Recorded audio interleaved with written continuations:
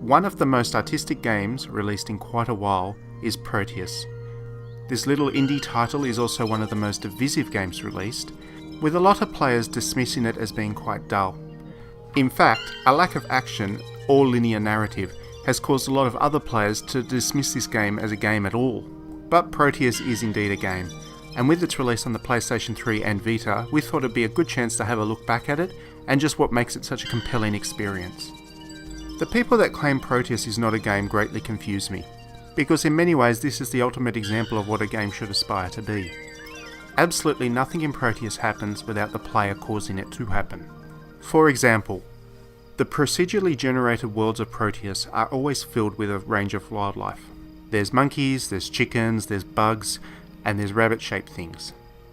These animals just sit there until you approach them, at which point they'll run away while making noises.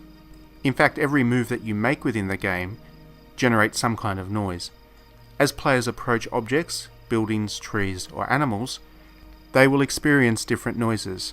A building will have a different noise to a tree, which will have a different noise to an animal. So, as you wander through the world, you'll create a soundscape that is entirely unique to your version of playing the game. And to me, that is the very definition of gameplay. It's when the player is responsible for what happens on the screen. I also find the assumption that Proteus doesn't have a narrative to be quite interesting. As a sandbox of musical toys, the idea is to inspire the player's imagination, and then as they go out and explore, they're essentially creating their own narrative. I personally found my sense of wonder to be engaged time and time again while I was playing Proteus. I found a black shape that looked like a castle, and I immediately started to think, what is it doing there? Why is it there?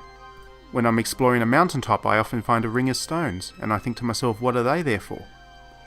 The point is, Proteus engages the imagination, and in doing so it actually has a very strong, childlike sense of narrative to it. This is the kind of game that you can play over and over and over again, and every time you play it will be a fundamentally different experience. And in doing so, it really raises some interesting questions about the nature of games, the way we play, and video games in general. And for that, I have absolutely nothing but the utmost of respect for Proteus and what the developers have done with this title.